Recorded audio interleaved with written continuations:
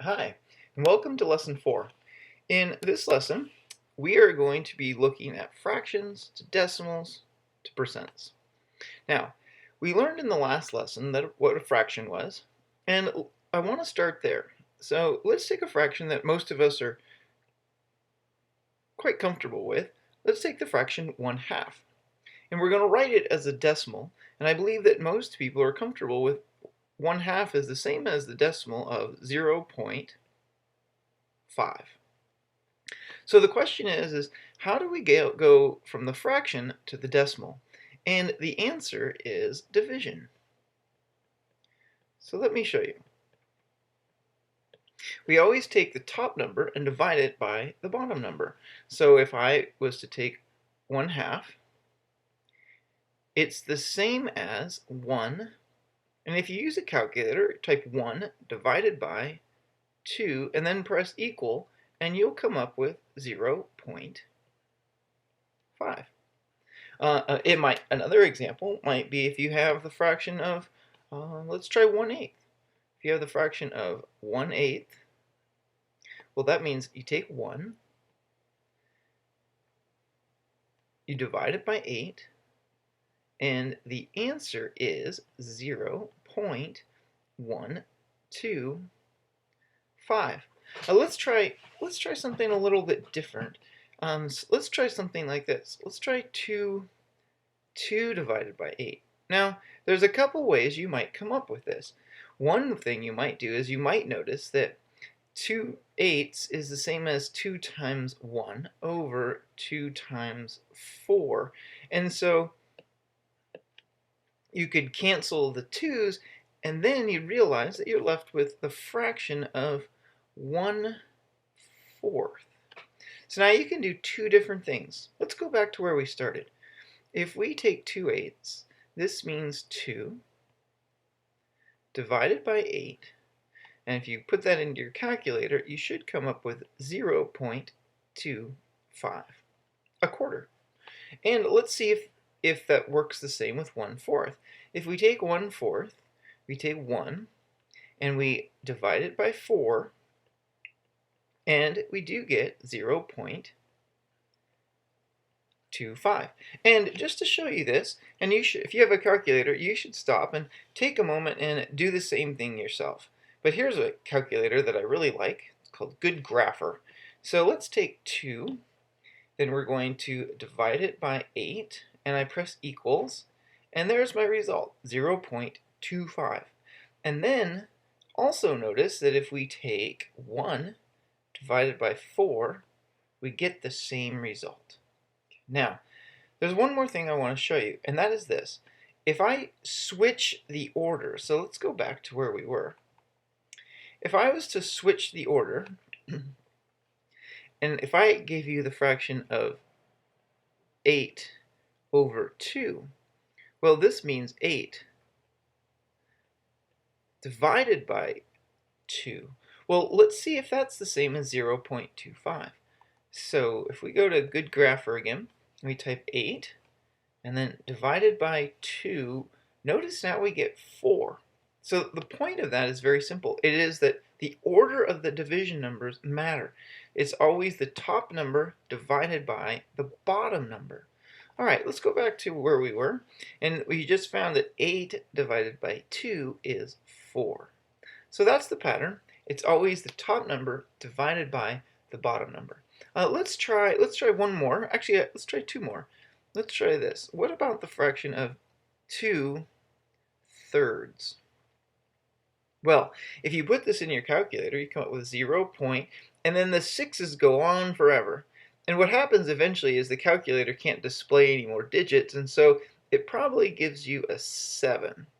Well, what we can do, and actually, we're going to come back to this in a moment, but since the 6's go on forever, what we can do is instead of writing that last 7, and we really don't even have to write all those 6's, you could just write ... that they go on forever, or you can use the notation of 0.6, and then you put a bar over it, and that means that the 6 goes on forever in that pattern. And let's take a look here. Let's take a look. We go back to Good Grapher, we have, if we go back to good grapher, if we take 2, divide it by 3, and there's our repeating 6 pattern. Okay, so let's go back to our notes. Oh, whoops. Sorry about that. Okay, so we're back to our notes, and let's try one more. Let's try the fraction now of, let's try 2 11ths. 2 11ths. Now watch what happens when you put this one into your calculator.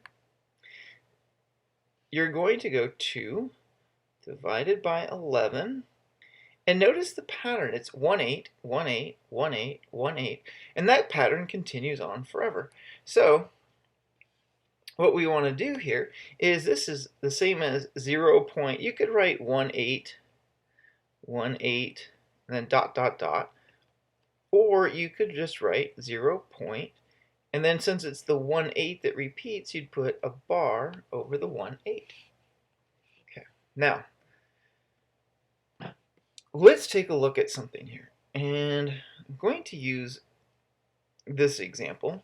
Let's go back to the fraction of 3/16.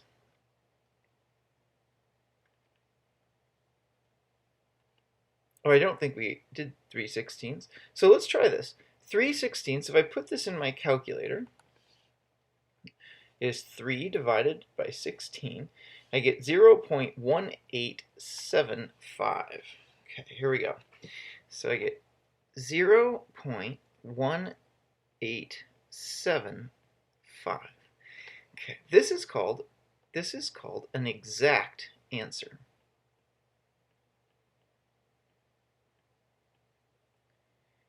And the reason is because you can write all of the decimals that make up the number. Exact answer because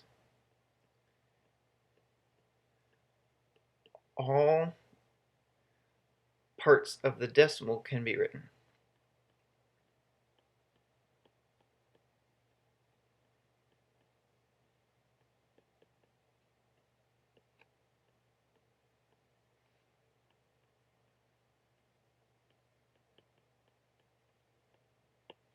Now, but sometimes that is not the case. So let's say that brings us to what we call rounding. And we're going to round our 3/16. So let's see how we do that. We're going to round 3/16. So we're going to round 3/16 to, the first one we're going to do is let's take just a quick reminder here, is the place values here. The first decimal is called the tenths. The second position here, the second position is the hundredths. Oops, let me clear this up a little bit. These are the hundredths.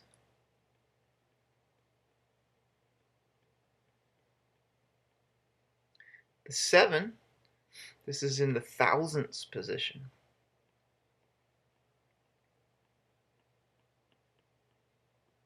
And then the 5, this is in the 10,000ths position.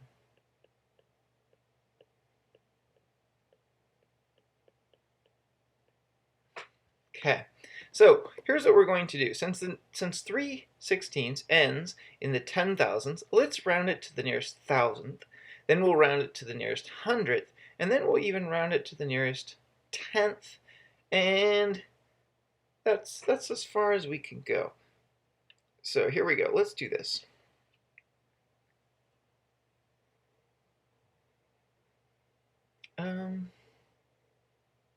Yeah, all right, so round 2, we're going to do round 2 the thousandths.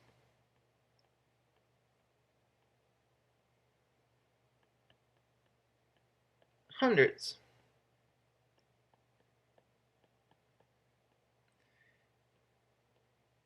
And tenths. All right, let's take a look. So if I start out with this 3/16, okay, it equals 0.1875.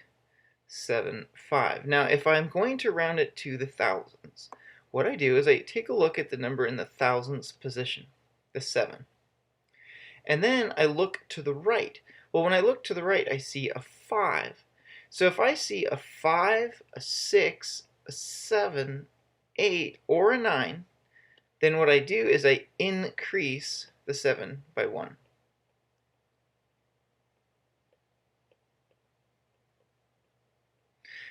But notice that I'm actually changing the number just slightly.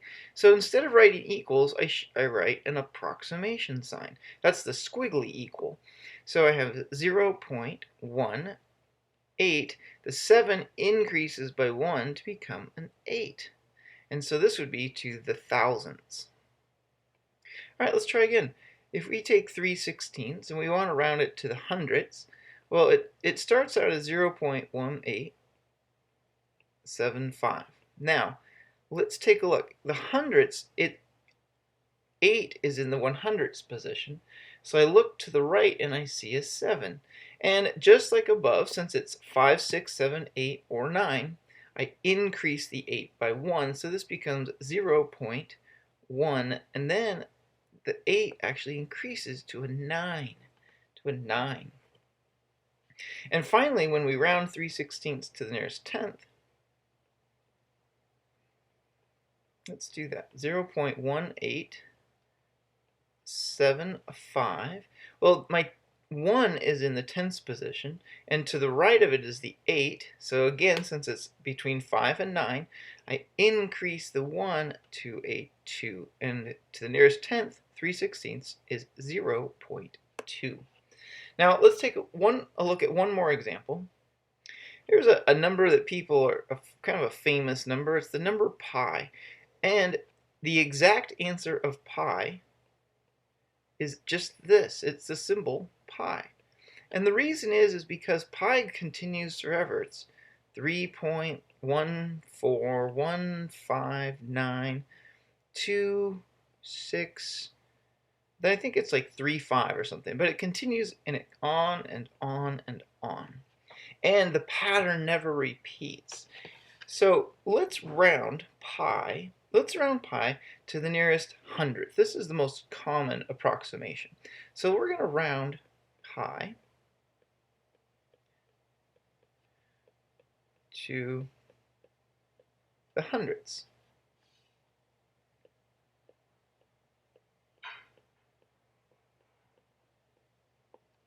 Okay, so when we do this, that means we're going to round the 4.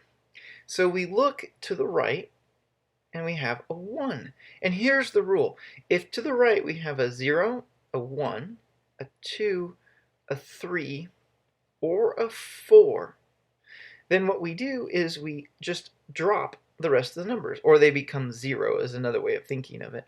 So pi can be rounded to 3.14, and then all the numbers. So what we do is the 4, it stays the same.